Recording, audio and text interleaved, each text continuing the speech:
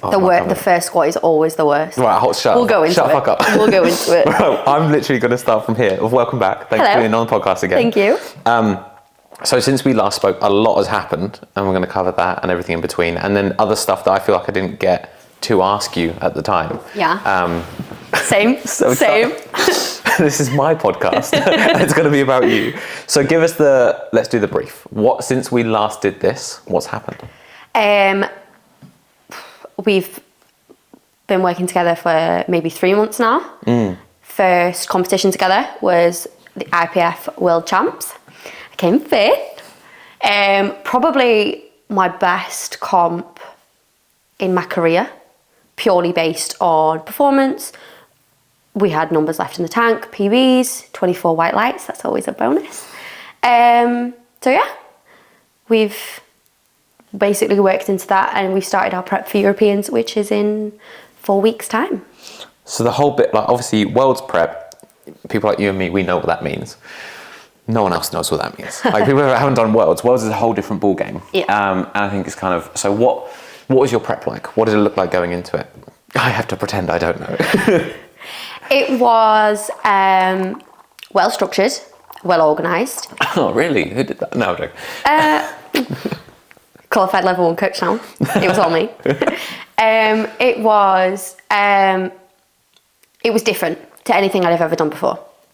Usually I would peak, hit PBs the week or 2 before, and then taper quite a lot, hit openers the last week, and have lots of time to recover. And that has worked really, really well for me in the past. Not so much in the last year, I'd say, but that was based on a very poor prep. So my last nationals, really bad prep going into that competition. So I came back, stepped away, reviewed all of the areas that needed work, and put that into play for Worlds. So that was weighing from 5 weeks out, morning and night, being so aware of food, recovery, sleep. Sleep's really good. I'm really good at sleeping. Tends to help it. You're good at sleeping. I'm really good at sleeping, yeah. And I put all of those practices into play, and it paid off. It paid off really well. The prep I was probably more nervous coming into this competition than I have been previously. I've gone from being a sub-junior, being 16 years old, competing on the world stage and having a bad prep and lots of nerves. Those nerves have gradually decreased. Prep has increased throughout my career. But this time it was really good prep, but really, really stressful, because I'd not competed with you before. The first competition we go into is a World Champs. It was stressful. That first squat was... So let's explain that. So obviously the prep, where the differences lie. So when we prepped you, it's much more let's create something reliable in a couple of blocks and run that into the comp. Yeah. Which compared to run that pre-block, know where we're at, and then you know it's there for comp. Whereas it has to be Yeah, I think that was the kind of the uncertainty that I had, that we were aiming for numbers that I'd not necessarily even hit before. Bench is one for me that you can add 0.5 of a kilogram and I won't even be able to move it off my chest. So to go in and actually PB my bench on the day is something that, I know it's a low bench, I know it needs work, I know, but that in itself was like, I got a PB that moved easy. That was... That you hadn't touched in training. Yeah. Which is something like I hadn't even gone up to 80.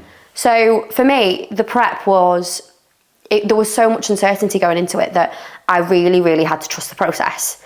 And that to me is so foreign, because I'm so used to hitting numbers that I know I've done before. That third squat, I did it the week before in training. That was my PB, that was my RP8 squat. With weight loss and the nerves, it was a comfortable last lift that was just nice and safe, bank every extra kilo that you can. But in my head, I was like, I can do this. And it moved faster than probably my second. Yeah. But that was my inner kind of confidence coming out, like, right. We are good, We've started, we're in the comp, right, now start showing off. That, start showing off. Yeah, I think going into Euros, again, we can learn from what we've done at Worlds, but again, I think it'll be different because I know this prep works. I know that I can perform under your structure. I know that I can trust the process now. I know it really paid off. I've always made a point, it's really funny because I think you must have messaged me and I was at Rach and you said something like, yeah, like as I needed to, I trusted the process. And I immediately was like, I fucking hate that saying. Like I've always hated trust the process. Is always like question the shit out of the process and then make it as like believable as possible. Like it makes sense. Yeah. But it was with it being the first comp. So you come and be like, I've got comp coming up. We're prepping for Worlds. Be like, sick. Yeah, 3 months, let's go. And that is, to a degree, for both of us, trust the process. Of like, we need to know that this is going to make sense and it should work. Yeah. But should is a fucking horrible word. There were so many doubts, questions, worries I had about the weight loss. That in itself was, eat dark chocolate. I was like, I'm sorry, I'm trying to lose weight here. Not gain weight. Yeah. That was difficult to comprehend in my head because my prep's usually been eat very little the day before, but actually we were putting stuff in, and when it came to refueling on the morning, it wasn't difficult. I still had a stomach I could fill instead of being like I'm a starving. croissant down and that's enough.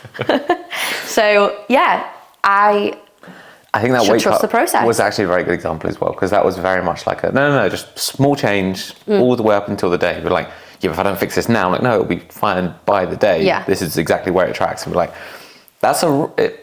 if I wasn't certain, that's a risk of being like, if that doesn't pay off, you just don't get to compete. It doesn't always pay off though, because I mean, so my body weight usually I can lose anywhere from 300 to 1.5 kilograms overnight, depending on whereabouts I am in my like weight loss, whereabouts my weight actually sits. The girl I competed against, the GB girl, she got up at 6 o'clock and had to have a sweaty bath because she was 100 grams over. So she had an awful morning, and her performance in itself after the prep that she had, she just didn't lose that weight overnight. The one night that you need to, she didn't, and it was one of those like she'd not done anything wrong. It was just her body was clearly clinging on to every ounce of water it had left.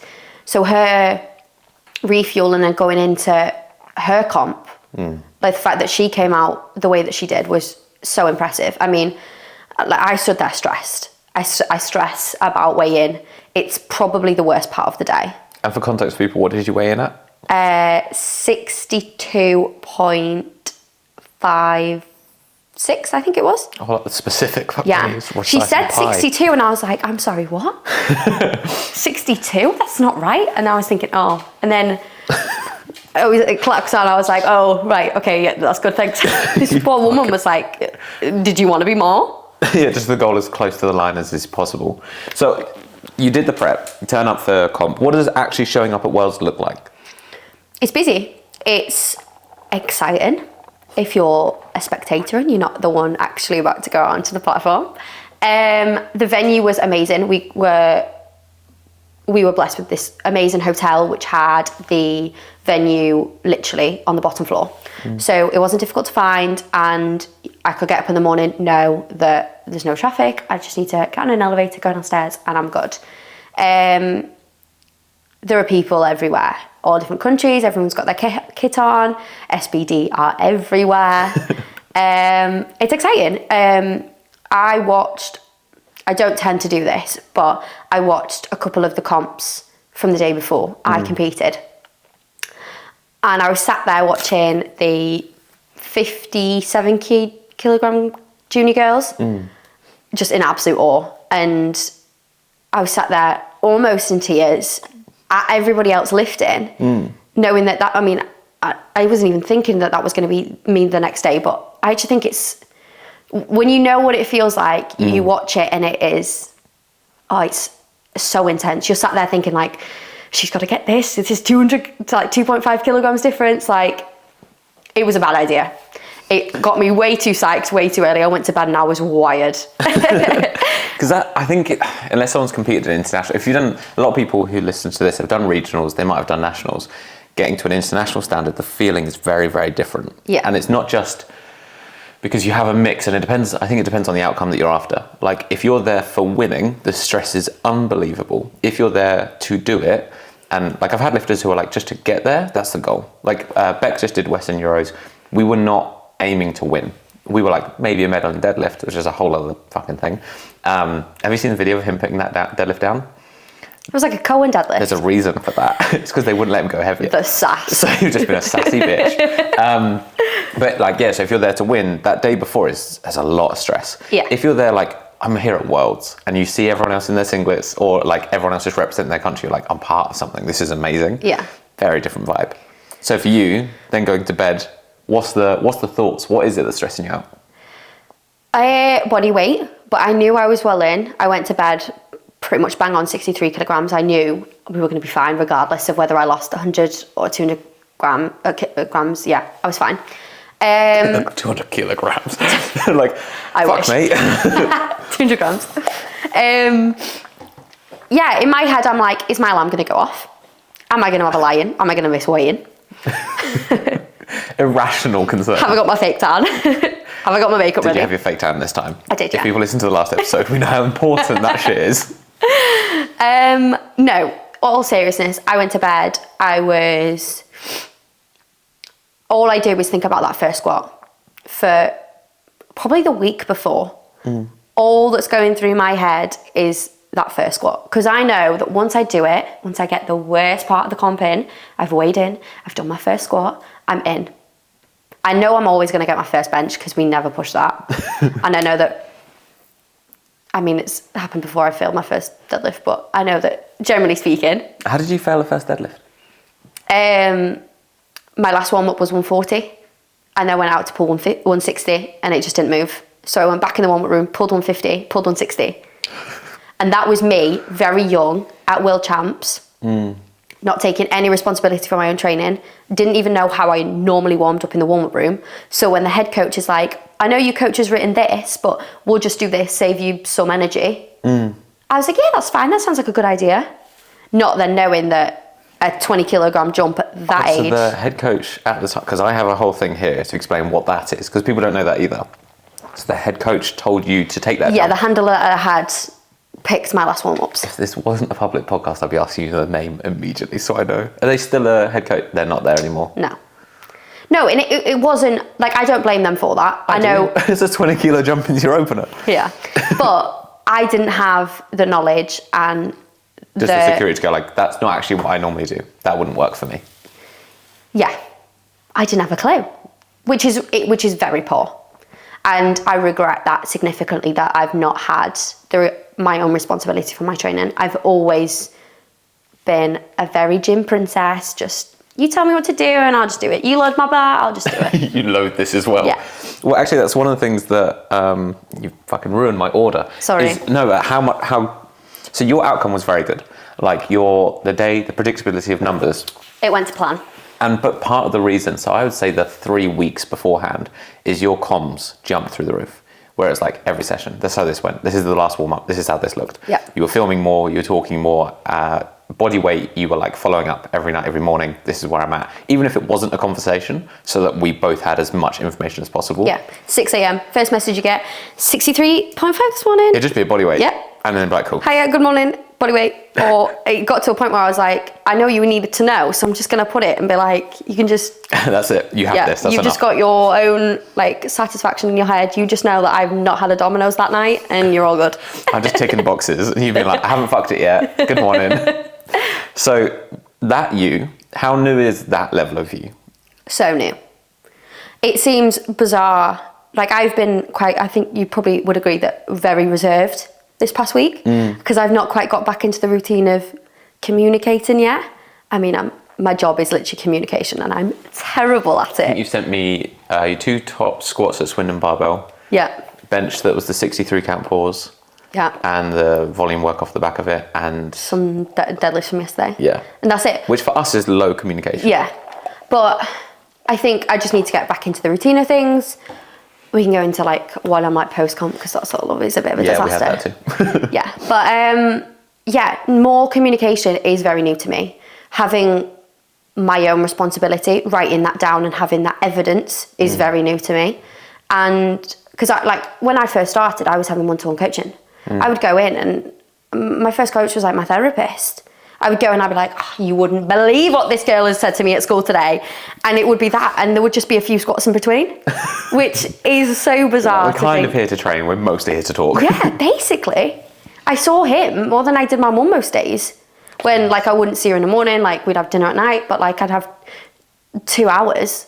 And I would not change that for the world. But it's kind of, I'm at a point now where I'm like, no, I'm kind of an adult, I guess.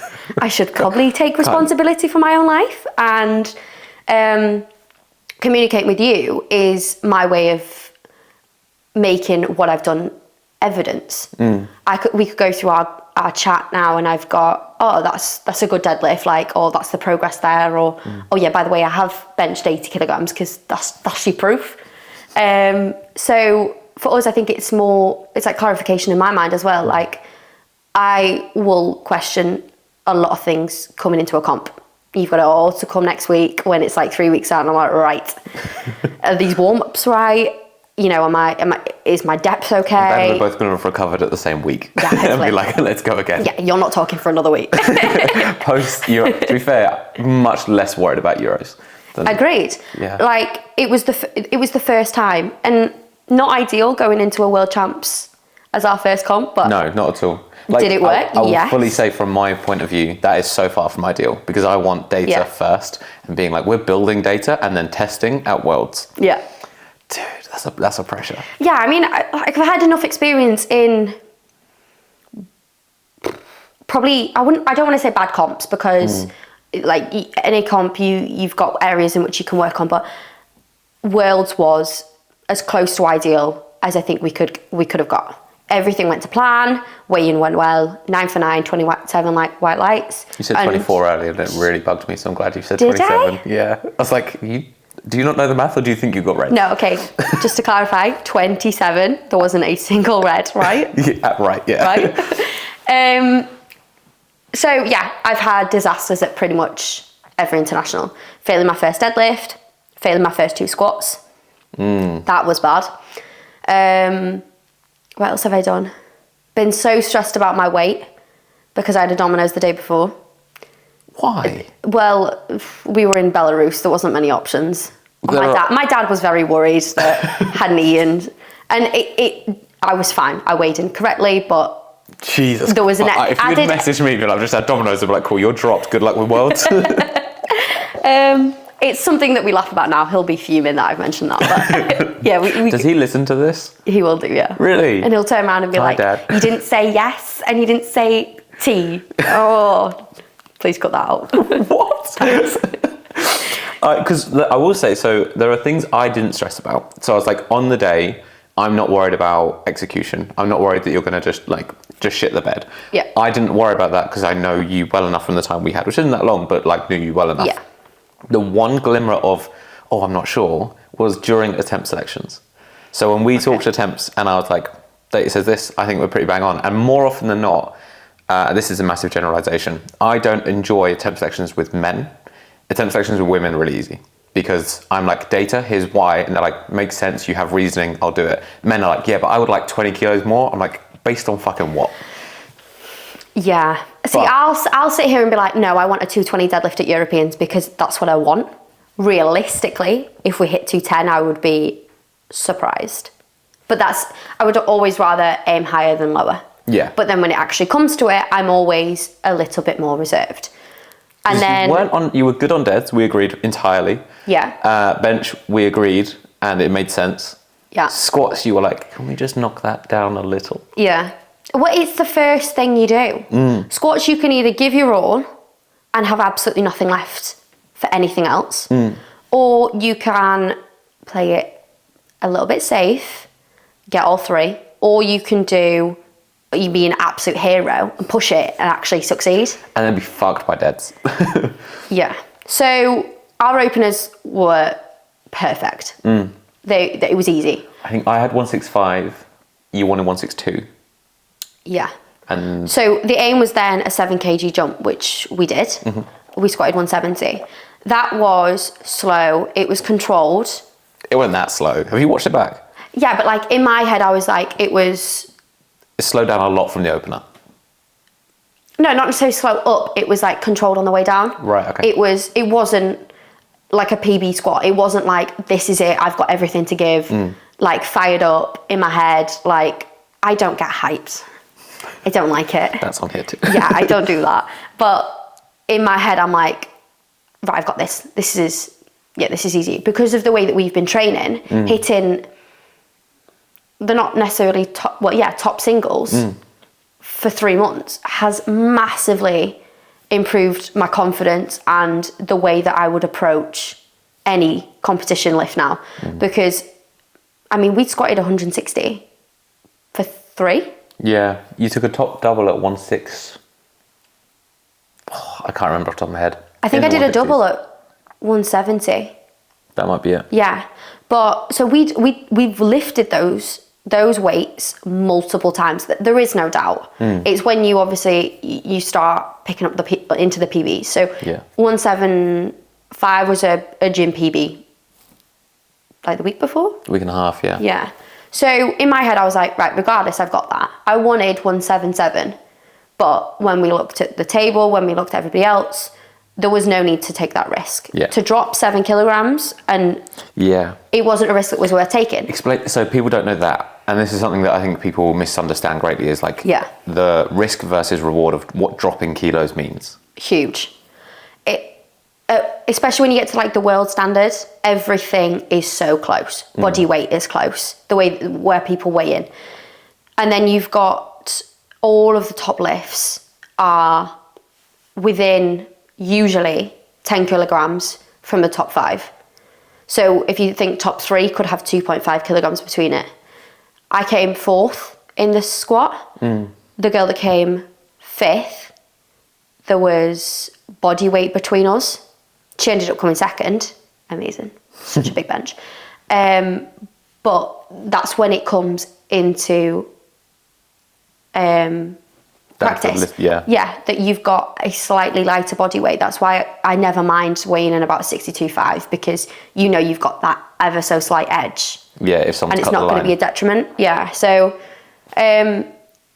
keeping your selections, especially on squats, closer to expectations is always a bigger benefit than shooting up 10 kilograms and taking that risk. Unless, obviously, you're going for a record that you think you might.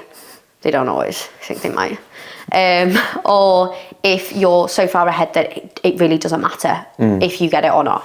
Because I think that's the bit. So where you're doing about 10 selections, like it might be the best way for you physically would be like jump 10, jump 7, because like you don't want to be too tired. But I'm like, yeah, but if you miss that top one, you've dropped 7 kilos off. Yeah, and that's massive. Especially, in a total. Yeah, like when you're coming down to that battle at the end and you're pulling for something, that is now potentially 7 kilos more you have to pull. Yeah. And obviously people are, if they're competed at the first time or maybe even nationals, they're not really competing, you don't know the game of the sport. And the game of the sport is a fucking different plane. There is a lot more politics involved when you get to internationals than I think people really understand. You've got people opening with world records. That's a psychological punch in the face. You've got someone that is opening on a world record, whether they get it or not. They did eventually, but you know. She got round to it. Yeah. It just took her a while. It was just building suspense. And it was the only lift she got. Do you know she missed her third? Yeah. But she opened with a world record. Yeah. That's immediately your attention is on that one lifter. You're thinking, where is she?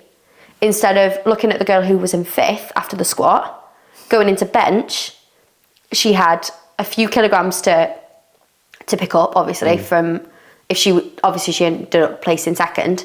But I mean, she knew that was safe, that she had a big enough bench that she could make up that difference. That was less than 10 kilograms between 1st and 5th. The psychology of it, I think people, so like there are, if you've handled at that level, have you handled other lifters or like been around the handling specifically side of it? No. So there's fucking games you play with people on timing or like who sees what. Yeah. And like I remember, so when I competed at, what year was it? I don't know. One of the last Worlds comps I did, that the guy, there was a guy I was competing against, we were opening on the same squat. And I was like, no matter what last warm-up, I need him to watch me do it. And I I was an asshole when I competed. Like, it was very Shocking. very competitive. No way. I was like, I was the guy that would turn up and shake the hand of the guy I was going to compete against and be like, "There's a second medal ready for you," and I would be like, No, you weren't. to one guy, I hated this Come guy. on, that's just mean. He was a prick. So were you. Yeah, I was only a prick to him. But the other guy, we'd both warm up, and I'd let him go first no matter what. And he was like, "You're out before me." He's like, "It's fine, you go first." And I would hit that last warm up as hard as I could, and then be like, "God, that feels fucking great today." Yeah. That alone fucks with lifters. Not necessarily, because you could so easily play it the other way. Yeah. So I was on my coaching course the other day, and I was speaking to the teacher of the course, and she was saying how when she went to Europeans, she had a lifter, or she knew of someone who had competed before, and it was a Russian. Oh, Sus. yes, they're sneaky. Who made their second deadlift attempt look hard. So you push a little bit less because you don't think that they've got that in the tank. And then they push. She purposely did it slow. So good. Her third came out, flew. And it was ahead, that jump was smaller. So there are so many tactics. You know, there are so many things that people will mess around with. The coaches alone. Oh, he coaches a lot. You Yeah, have so to, that game is you amazing. have to watch out for Like, the coaches. even changes of numbers and like how Yeah. you want things to go. My favourite ever bit of gameplay, just from a lifter, Emil Norling in Sweden, it's a couple of years ago, comes out, opens his deadlift, and then they're like, second attempt, he's like, "I don't want it. Whatever you guys pull, I'll pull on my third." And he waits. He leaves his second deadlift, comes out, pulls for the win on the third, and wins. Heavyweight men can probably Fucking do bastards, that. I man. could not. Imagine but the moment you do that, being like, "I don't even want the second. Yeah, like, I don't I'll need jump it. to whatever. I'm better than this." And he was behind as well. It was the most, like, as a move, I remember being like, "There's no way that's even Yeah. why the fuck would you do that?" And then he won, and I was like, I kind of like it. Like, I hate it because Yeah, that's I awful hate you, choice. But that's I'm amazing. so proud at the same time. But those games, obviously, do you switch off to those? Do you try to ignore all of that? Oh yeah. So I've been told I'm a very chilled lifter. Yeah. I don't get involved with anything else. There are people that are shouting, they're screaming, they're pacing up and down in the warm-up room. They purposely sit in the middle of the room and stretch. So you literally have to walk over them. You literally have to go out of your way to avoid them, or you just step over them because they're in the middle of the floor. And there was other areas that you could have used. Just people, like the people that know they're going to do well. Like you said earlier. They take the central spot. Yeah. Yeah. They're the ones that you need to watch, and they know that. Especially when you've been doing it as long, I guess, as I have. And the top three have been around for a while. Like, people should be aware, well, people that, like, I compete against, yeah. I'm aware of them. And you can spot them immediately. You know, you kind of got your eye on them, but I play my own game. I'm there for me. I'm there for us, for the team. I'm there to do as best as I can. I was ranked 8th when I went into this comp. Yeah. And I said, as long as I get 5th You didn't and above. say that. You said, I want inside top 10, and I said, Yeah. inside top 5. Yeah. So we agreed, because I was 5th last year. I just didn't want to do worse. Yeah. I wanted to maintain or increase. But psychologically, I was ranked 9th. There was no way. I was thinking, like, you know, I'm going to have to pull something big out of here. And then you can start looking at the numbers, you can start looking at predictions, but nobody ever does what it says on the nominations. Yeah, the nominations is nonsense. It's never what Nominations is always nonsense. It's a good place to kind of have a look, or you could look at their Instagrams, you could do it that way, but I don't really waste my time on considering where I'm going to be. I would like to know. I would like to have an idea that, oh yeah, okay, top 10's possible. I'm already 9th. You know, that's a maybe. But I was shocked to come 4th on my squat. Genuinely surprised. Really? I thought I came 3rd last year, and I thought I was going to be miles away. So that was. But I think because That it was was even said to you like how much progress you had made from nationals, like Yeah. it wasn't that far. So realistically, what your nominated total would have looked like would have been like, yeah, probably not inside top 5. Yeah. But your squat, so you finished the British record at your last comp, which was 166. 166. Yeah. And so to go to 175 and more in the tank would be a surprise. Yeah. Because people, so like on coach's end, I'll list all the lifters and then I'll look at every comp I can find, the average gap that they jump between them, and then see if they've changed coaches. And then like most coaches, if they're a UK lifter, I'll know the coach, so I can assume roughly what it'll look like. So you can predict pretty well. You wouldn't have been that predictable. Yeah. Because I would have gone 170 top end. And to go 175 and be like, could have gone 177, maybe 180, like would have been a surprise. Yeah. So it's hard. Like you can't, it's one of those sports, I always say this, I think this is why I quite like it, because it's not as unpredictable as football. You really don't know often who's going to win, right? Don't really follow it that much. But it's one of those sports that it literally could go anywhere. You could have some striker come out of absolutely nowhere and someone scores an own goal. That's somewhat possible. Powerlifting, you can't often find 20 kg on the day, unless you're maybe a heavyweight male that's had some smelling salts. Yeah, you're a 120 plus. Yeah. And then you're pushing, maybe, but otherwise not so much. So for us, like, I go in and I'm like, right, okay, so I'm nominated top 10. Top 10 would be nice. Top 5, I would be happy. So, yeah, going into squats, it was safe. I didn't need the extra 2.5 kilograms, so it was safe. Yeah. Bench, just get a free rep. And we did, more in the tank. Shocking. If I'd have gone for 85 and I got that, I genuinely would have stood up like, no way. I'm on drugs. Yeah. I believe I'm on drugs. No, never make that joke. I'm not. You'll get tested at worst. I think we can live with you being I've been tested tested. recently, yeah. When was the last time you got tested? At work. That sounds like an a STI week thing. before. Oh, really? Yeah. I'm not writing that down. That wasn't. No, thank you. That wasn't a test. Specifically on the date, 11 o'clock. But yeah, I don't do drugs. Oh my God, you're really worried that you said that on the podcast. But yeah, that bench, that was surprising. And then deadlift, I just wanted to pull 200. It's been my nemesis since the last Worlds. I was worried you weren't going to be given it, not as in the lift itself, but be allowed to pull it. And this is the bit I want to get into of like what that is, because also we write out 10 selections, we write out plan A, plan B, kind of plan C, and then where that's going to sit. And then you turn up and it's not me anymore because it's international. Yeah. And you don't get that say.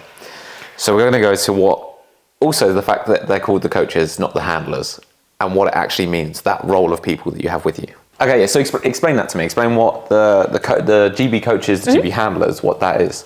First of all, they were very, very good. They always are. Great team, good guys.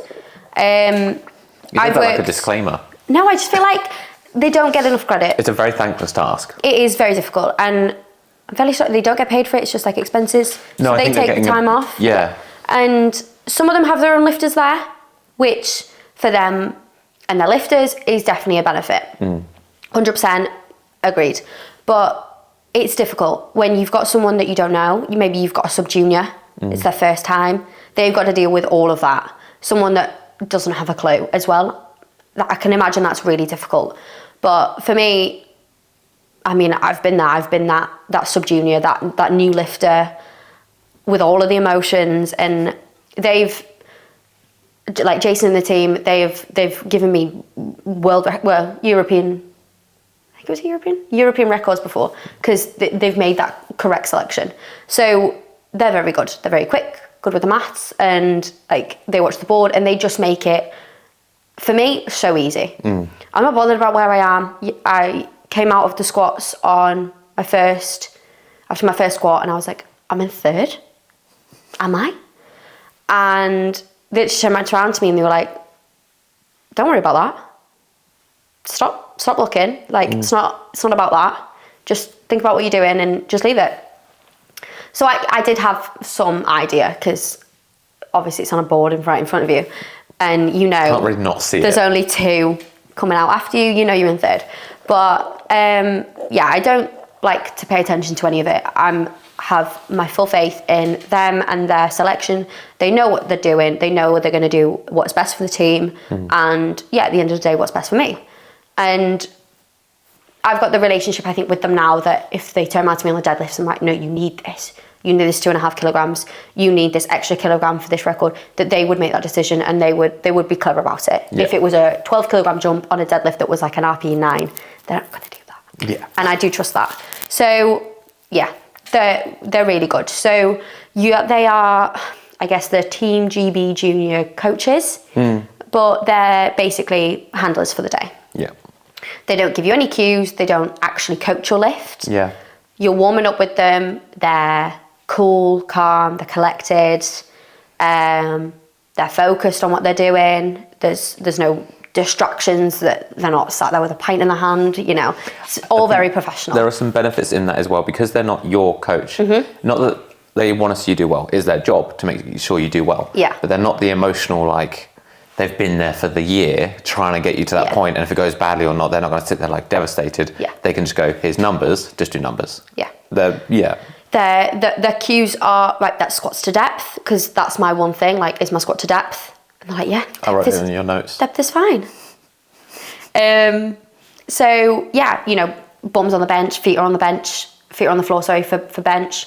You know, those are the cues that you get. And then you get start commands with them on your last few warm-ups. They're very good with that. I often forget that that's something I should probably practice before I go out, but you know, the last couple are, right, okay, we're going to do it with commands. Yeah, no worries.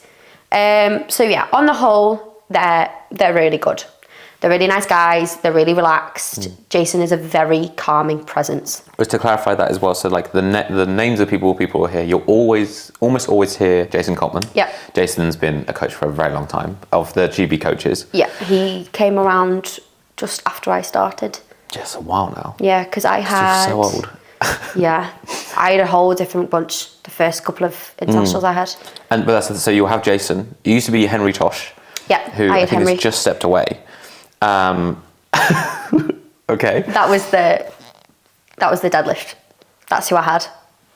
We'll come back to that. But he was a lovely guy. It was my fault. Sure. So had Henry, Jason, and then in the juniors there's Alex Pearson-Jones, who got there as working under Jason. Everyone else is kind of a floater. Like, there's a few people who are fixed, but there's so like if you look at Western Euros, I believe it was Sophia. Paul Marsh has now stepped in, so he'll be a fixed one. But there's a few where like there'll be new faces to you. Yeah. But you got Jason, which is the very experienced, knows what he's doing. First time I've had Jason, yeah. I thought he was familiar with you. I've seen him around, but he's never actually handled me before. Because I messaged him and he said he was familiar with you. Yeah, he knows who I am. You know, like with your lift, I sent notes. Yeah. Okay. So yeah, first time actually he was with the head of handling me. Yeah. I may have had him. No, I had him when I pulled a European record. That was the only other time. So I've had, when I won Euros, I had him then, but I haven't had him, that was years ago. So I usually have someone else. So there's a mix, and they're all like, they're all really nice guys. You know, there's people giving their time for them. There's no, like, it's a very good career thing to be there, and that's awesome. So they're very invested in the outcomes. So you know they're giving their best. But the bit that obviously people don't understand is they choose, and lifters get a say to a degree. So when I come out off every lift, I'm usually looking at Jason. For this example, he's like happy to go with the plan, and I'm like, yeah. He'll say to me, so after my first squat, he was like 170. I was like, yeah, no question. He wouldn't even need to ask me, and you've obviously sent him what you think. We've already had that conversation the day before. They do take the time to catch up with you, see how you're feeling. During warm-ups, there was a bit of chatter, but obviously you're surrounded by the rest of the lifters. You don't really want to give your game plan away, but he was aware of what I wanted. When it came to the deadlift, like you said, you weren't sure they were going to let you do that. I said to Jason, I was like, at a minimum, I'm pulling 200 today. Yeah. I know I want a 175 squat, I want an 82 bench, and I want a 200 deadlift. Make it happen. Like, whatever you need to do, That's it. That's what you got. That's what I want. And they're so good. They're so quick. They know, they've clearly got the experience behind them that all you have to do is look. He's like, all good. Simple. So yeah, it's a funny one for me because I do that first squat and I'm like a completely different person. I came out and we were just chatting. I was like, oh yeah, so I booked a bottomless brunch for Friday. And he was like, what, here? I was like, no, I'm not getting drunk in Romania, don't be ridiculous. That sounds dangerous as so fuck. Yeah, we were just having a nice chat. Like, I don't like to sit down when I compete. I think it goes back to my diving days. I had a head coach that came in one day and was like, what are you doing? I was like, well, she's just tried to kill me with this circuit. I'm just having a, bottle of water. Like, I'm just chilling before you try and murder me with something else. And he was like, no, you don't sit down at training. And he just walked away. And I remember sitting there thinking, okay. I was just devastated. I guess I'll get up then. So yeah, I don't sit down. I do while I'm training myself. I'll find a bench. But when I'm competing, it's a different game. Yeah, I'm just wandering around. I'm not got headphones on. I'm just staying out of my head.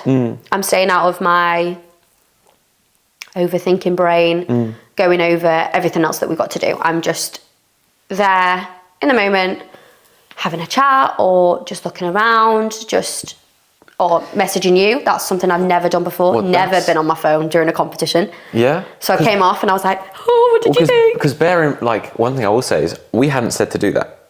It was very much like, right, this is the plan, this is what you're doing. Yeah. You're in good hands. I'll be watching the whole time. And then I remember ping, message immediately. I was like, oh shit, you're on hand today. All right, let's chat. And that was the 5 a.m. start bit. And I had been sat stapled to my phone. And then we spoke between every single lift, which I didn't expect of you. I didn't think I would do it, but I think because there was quite a big gap between lifters, the warm-up room was small, my phone was there. I wanted to make sure that, obviously, we had a game plan and we kind of deviated slightly from it from the start. We didn't go for that 10K start jump, we went for 7. Yeah. Just wanted to make sure you were, happy with the lift, you thought it moved well. Yeah. Because I don't watch it, I don't see a replay. Yeah, true. So always through my warm-ups when I'm messaging you, which is something, again, that's very new to me. I'm watching my lifts. It may feel worse and move fast. Yeah. So, but I don't know. Just a quick check of, am I good? Are you happy? Yeah. Did you think that was rough? So when I was actually messaging you about Lois, I've never seen Lois lift before. And I was like, yeah, that looked easy. But at the back of my mind, I was like, does it? I don't know. Yeah. So you were probably sat there thinking maybe. I think oh my God, that was so slow. But the only lift that I even suggested, a coaching thing, I think was your bench. I can't remember what we were saying. So I remember squats being like, no, you're sound. You have plenty today. Hit your second, I was saying 175. I was like, part of my brain goes, there's a medal in this, but fine.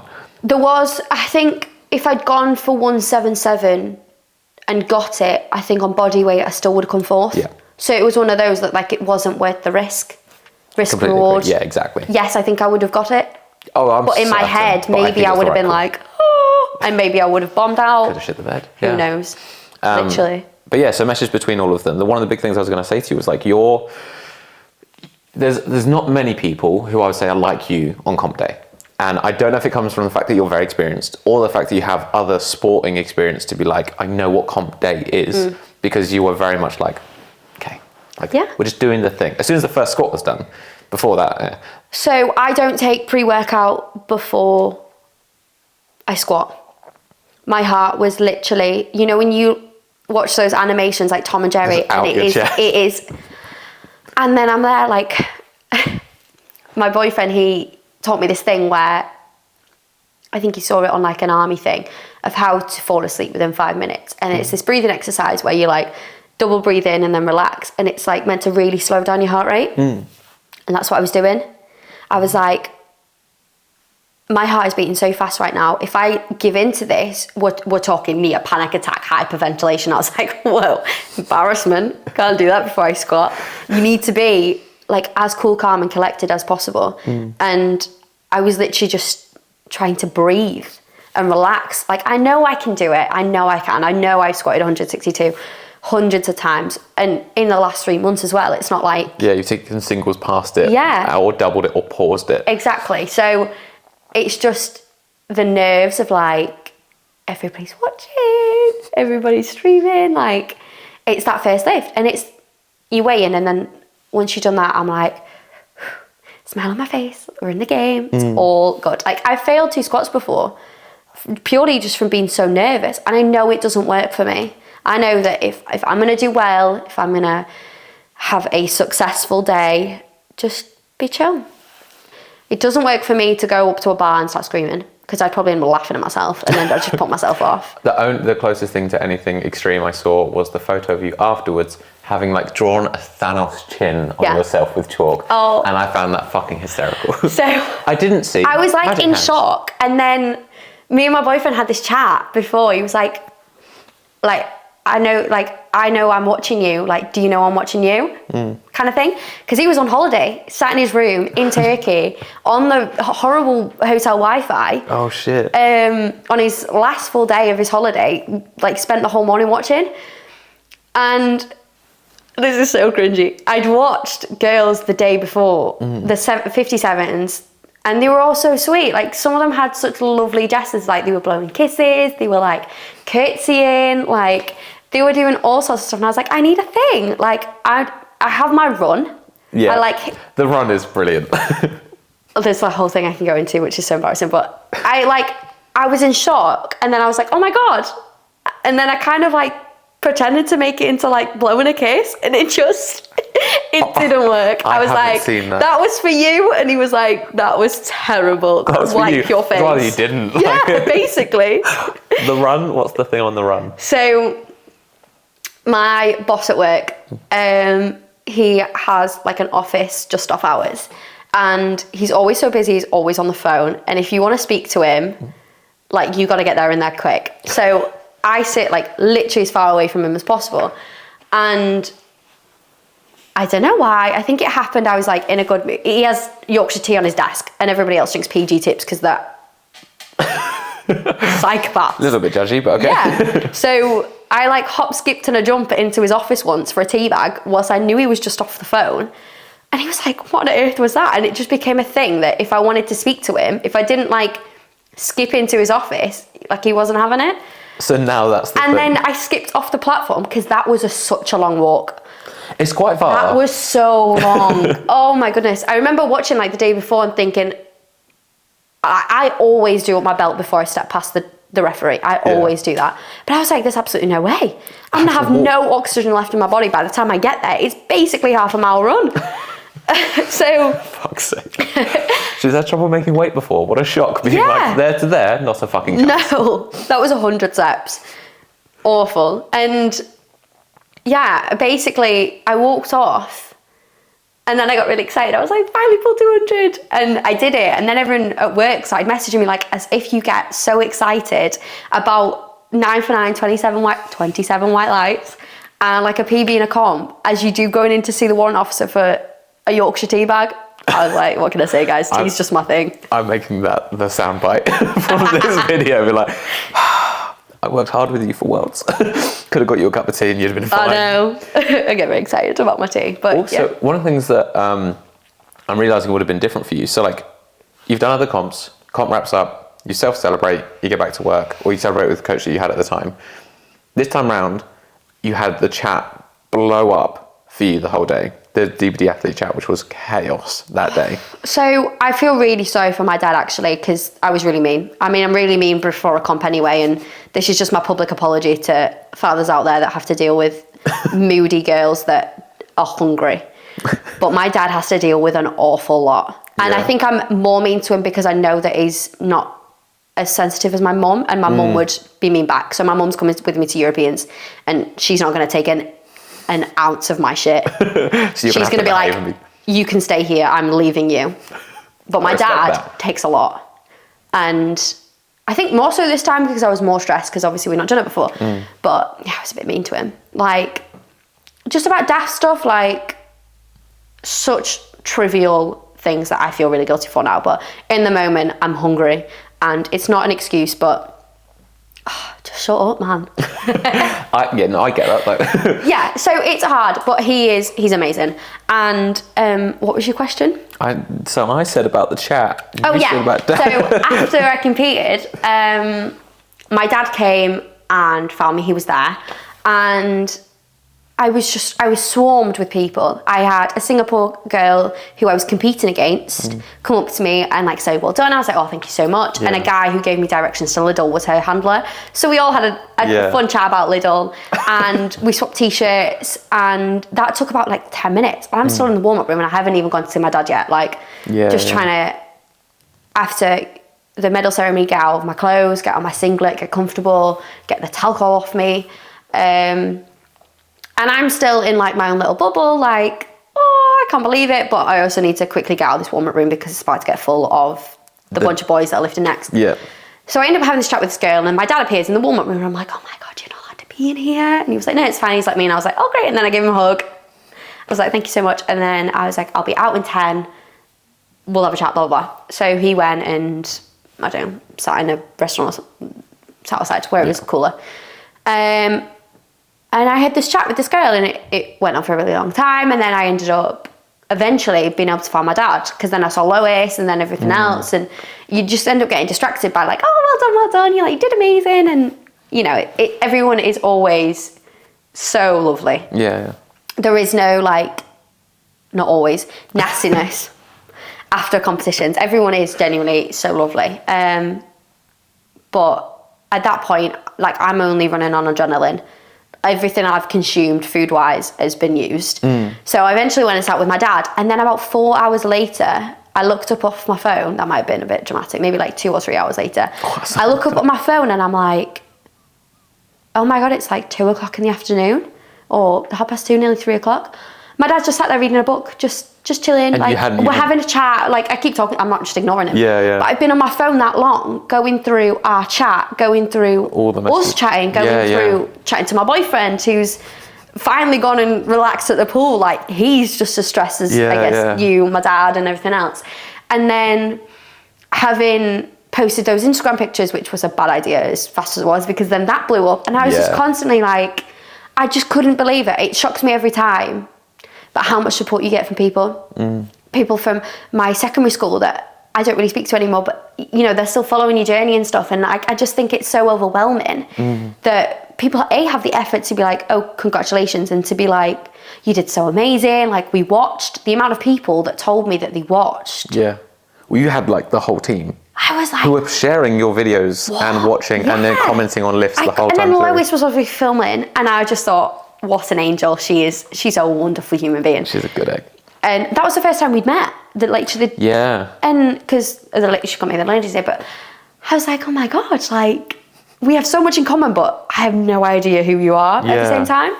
And it's still so like humbling now, the amount of support that I still get when I competed initially when I was like 14, it would be like my dad's friends on Facebook that were like godfathers or friends from clubs and stuff that would say well done. And now it's like hundreds of people. Like Cole told me there was like over 2,000 people watching the live stream. Yeah, it was busy. And that in itself, it's crazy. Is like 2,000 people. You'll sit here and be like, well, that's nothing. Like you can put 60,000 people in the O2 or whatever it is. Yeah, but imagine 2,000 people in front of you. Yeah. Like watching you. 2,000 people in powerlifting. Like madness. And that's the people that were just live. I know people that watched it afterwards, that caught up, that couldn't because they were at work. Or watched the recaps and all that sort of stuff. Yeah. It was on in my office. So I went back into work and people came in to see us and stuff and were like, oh, you were on the TV. I was like, was I? What are you talking about? I'm not on the TV. Like, my head goes to news. Like, I wasn't on the news. What's on the news? And I was like, oh, the fire stick, the dodgy fire stick. That makes sense. The YouTube. Yeah, that makes sense. But yeah, it's still... I had this conversation with someone not so long ago about imposter syndrome. And that is me, to a T. Like, I was excited for about 10 seconds. And then I was like, yeah, but what's next? So what is next? That is the real question. Because before you say what's next, Why imposter syndrome? What was the but? So I started off as a sub-junior at like 14, 15 years old, competing against myself most of the time. My first Europeans, I think, had 3 people. My first Worlds maybe had 11. Like, there wasn't like a massive amount of competition to start with. Yeah. So in my head, I'm like, well, I'm only good because I'm, one of a few or the only one in Britain, for example. And I feel like I've not really ever moved away from that mentality, which is ridiculous because I know that there is so much talent, especially in the UK now. I mean, the British Nationals last year just proved that. There was so many people there and the sport has grown significantly, but I feel like once I was in that mentality of, well, it's just because of other reasons, I've kind of never moved away from coming up with reasons as to why I'm there, why I did well, or why I didn't do better. So tell me for this one, why were you there? I was selected because I won the British Nationals this year. And then why did you do well? Because I've been going to the gym for like 8 years. Been doing it for so long. And I'm not broken yet. Touch wood. Yeah, that's not real wood. That's one reason, plus the entirety of prep that you did. Yeah. Because there are things I get people come to me and inquire and they say things like, I want to be the best. Very easy statement, very hard job. Said that before. And it's more often than not like trying to tell someone that can't happen based on who they are, not nice as a job. But you have to. I would rather you be honest. If I turn around to you, you're not that person. So, and I'm sure you know because you wouldn't. I know you want to win. Like I know that you like. You're also not the person that's like I want to win today. I want to win. I'll do what it takes to get there. Do you see that that's not normal? What do you mean? The work you're willing to do to get there. Like your standard of everything you'll do. Like, so we say, okay, you just up to your comms. Not everyone can do that. Not everyone will just change it on a dime and push that standard or hit every rep to every RPE, to every detail, to apply the cue, to do the work and never miss a session. You realise that you are a different standard of lifter. I suppose if you say so. I wouldn't lie. That would be really dangerous. I don't know. I really don't know what to say to that. I'm flattered, of course, and I'm trying to come up with a reason why I can argue this, but you can try. We know you'll fucking lose. We know in the past that my arguments don't work. I think that there's a number of people I've worked with. I'll use more recent people because they're good examples. Like people so I've had people who've come to me and said, I want to win, and I've said, I'm not going to coach you because I'm not going to be the person that's with you while you quit because you're not going to last. And I just don't want to do it. I don't want to be part of that journey. It's not pleasant. Then there's people who've been like, I want to be the best I can possibly be and I want to win.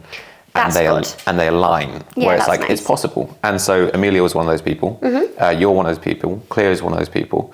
It's more often easy to find fast with females because the way they speak is very, very different. I know it's really objective, but like the male's like, I want to win and I want to now. I'm like, there's actually a patience to that game of being like, I want to win. It's going to take me time. I'm willing to do the work. Like Amelia said, like, I want to win one day. I want to pull 225 at some point. Same. I told her she'd pull 200 when she had a 130 deadlift. And I was like, I fully believe it now. And she pulled it 2 years later. It was, who was the other one? There's a few people, even fucking Lois, but we were saying about the things that they could do. But there's something about some people that's very different. And it's about how bad they want it. And it's not about clout. It's not about having all the love. Because like the support blows your mind, right? Because you didn't go looking for it. You weren't there being like, I'm here to be supported. Look at me, look how fucking wonderful I am. I sent you that video of like, this is us, we want to hype you up because you've done fucking brilliantly. And I thought you were going to cry over message. But trying to... Like, I couldn't believe you did that for me though. That like might seem like something really small. Like you made a montage of my competition, but I was like just so overwhelmed and felt so flattered that you'd spent the time. And the fact, it's so daft, but the fact that you sat there for 3 hours and watched the whole competition, I was like, the fact that my boyfriend did that, I was like, so in awe and just so grateful that people take the time. And I know it's so daft because like you're my coach and he's my boyfriend and like some things are expected, but it's still so humbling. Where you're like, oh my God, what an outcome. I'm like, oh, what happened? You'd be like, sorry, you fucking what? I wouldn't. I would be like, genuinely, I believe that I would be like, oh, well, I did quite good in my squats. Like I got all 3 and then I got a new bench PB and then I finally pulled 200 kilograms. There's part of me that just wants to gas you up and be like, no, you should know where you can go. No, but don't, also, my head will explode. But I think it's also, whatever it is that keeps you that is why I think you'll get the outcome. Yeah. I said to Rach, I'll say this to you once, I'm not going to say it again to you in your whole career until you get there, was that I think there'll come a day you'll be a face of the sport, where like it will be one of the people who's at the top of the game and represents it, is with the brands and blah, blah. I believe you're one of those people. That's very rare. And it's not because you hit a certain number already. Like when you started, I mean this with love, I don't really care what you can lift. Like it doesn't matter because we know that'll improve, but there's a characteristic, there's a trait that means... I've never been like up there or massively ahead of everyone else. I've never been, you know, I've pulled a record before, but records don't stay. They change a lot. It's not even, I wouldn't even, it was 173, but like I wouldn't even think of, I mean, I would like to know what it is now, but like it's one of those, like it doesn't even matter. That's just like a moment in the past. Like it's not something you can't claim that on your CV. Do you know what I mean? Like it's just one of those things that happened that one day. It was just that way. But I've never been significant. I've never been out there better and, you know, done anything memorable. You know, you see some of the lifters and they've got this hype, they've got this scream, they've got this performance. Then they pick up the weight and they put it back down and it's like, you're not going to forget that. Samantha Eugene pulled 225 kilograms for the win against her own French teammate. She walked up, like it was 230, she dropped it down to 225 because she knew she didn't need it. She came out, she looked great, she did a whole thing, and you don't forget something like that. That was like, it was a performance. There's some USA lifter, Dante or something, that was someone was showing me the other day, who like dances and screams. Yeah. And he's like got this whole hype, and it's like it's a performance. It's insane.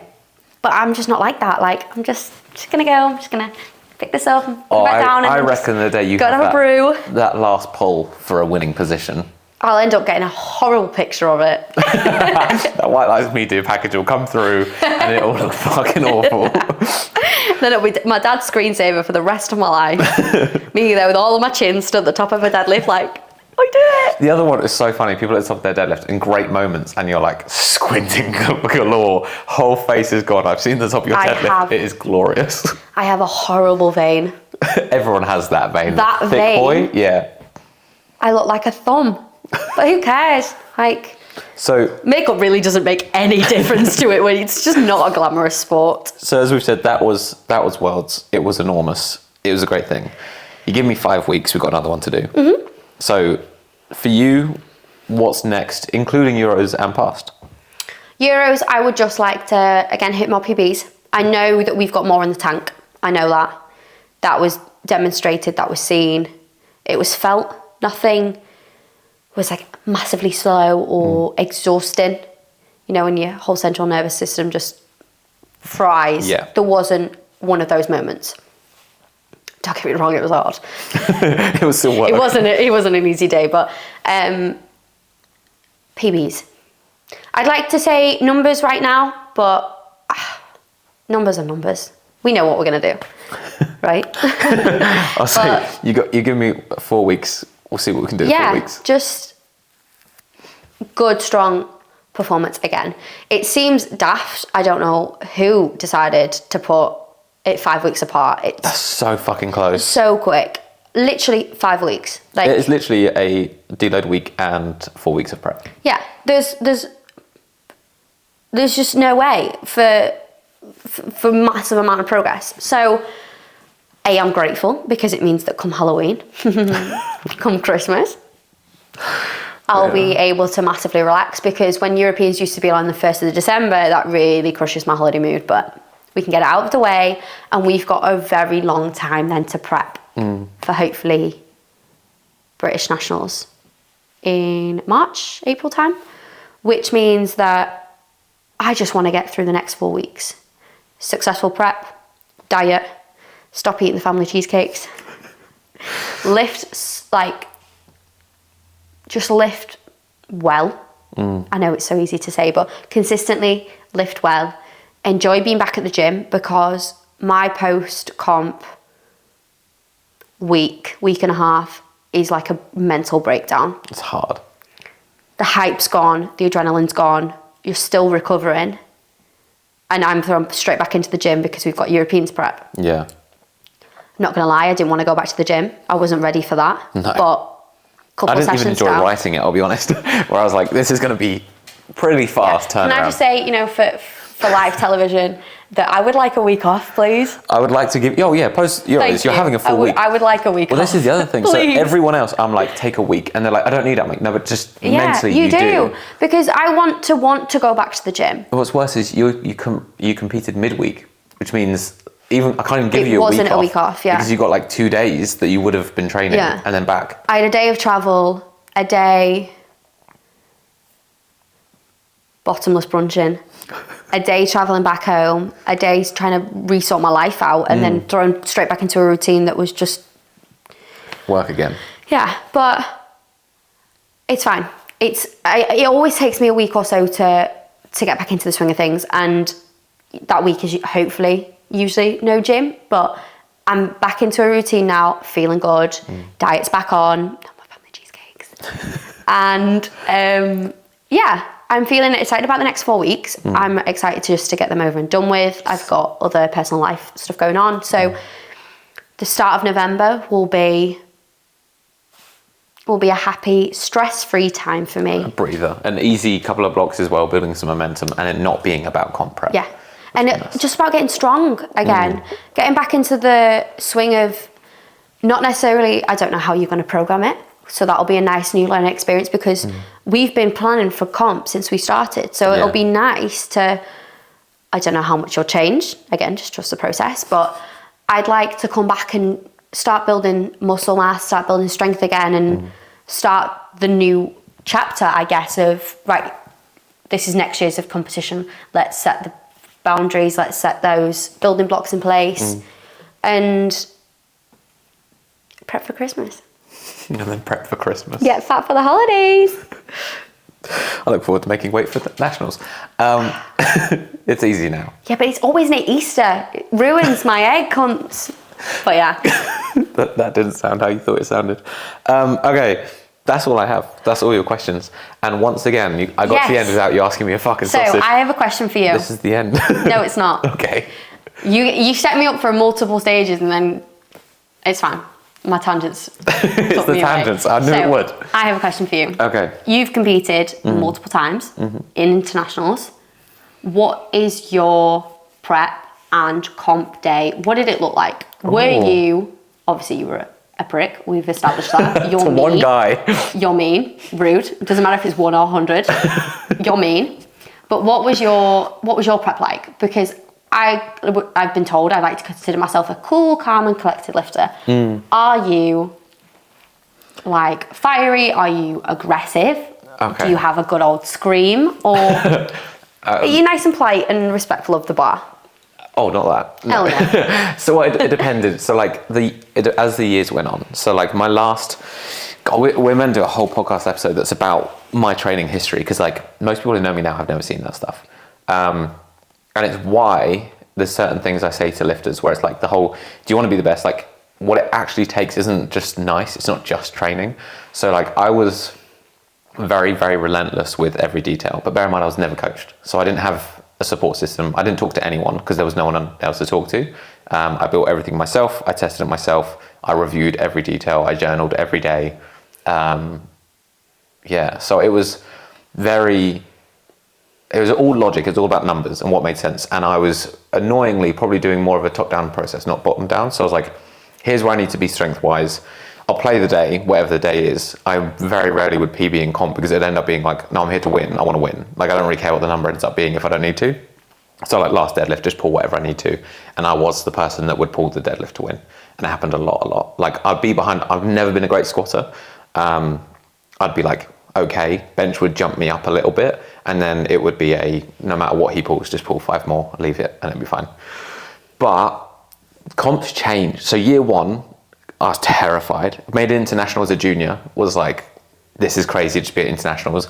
And then I won the Open unintentionally at that comp, and I didn't know that was a thing. So they didn't announce me, and they got all the way to podium, and I was like, oh, I thought I was like 6th. Like, they fucking missed me. I was fuming. So there's a whole video, which is really good because my dad's filming. And then they announced 3rd, and you can hear my dad on the video going, what? No, fucking... And we're like, they've missed me. So I'm sat down with a beer, like, for God's sake.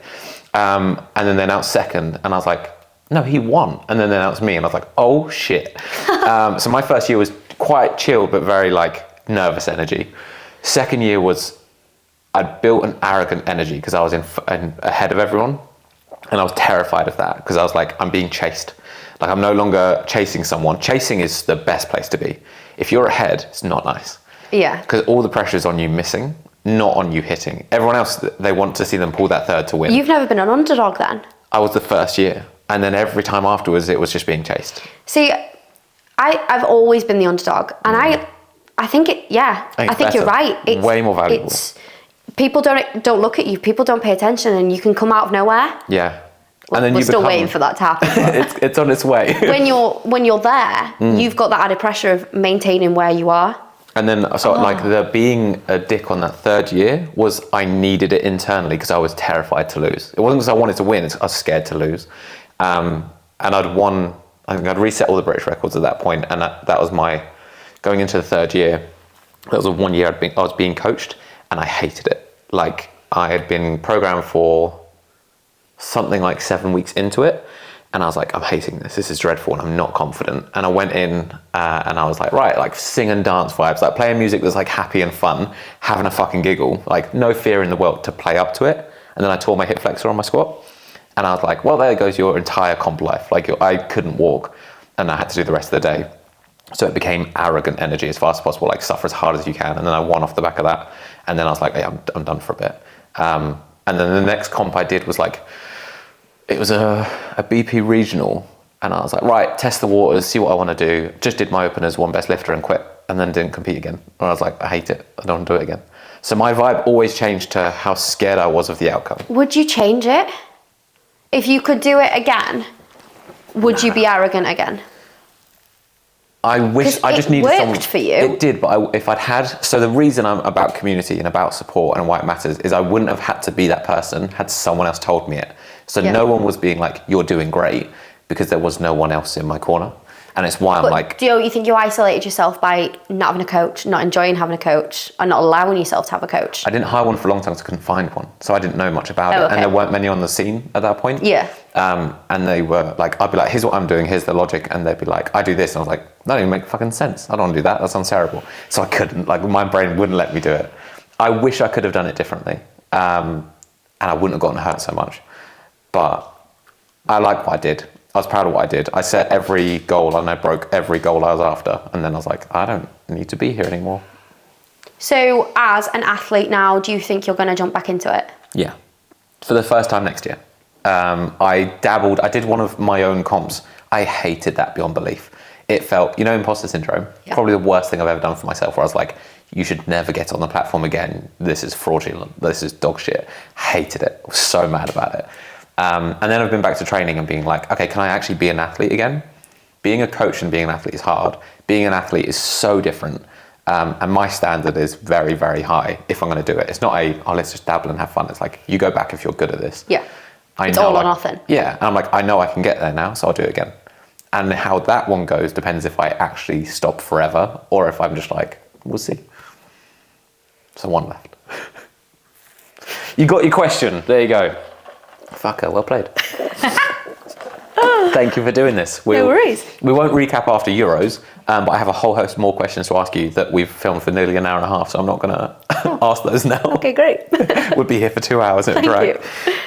Yeah, we'll do it again soon. I look forward to Euros. Yeah. Yeah. Catch me soon.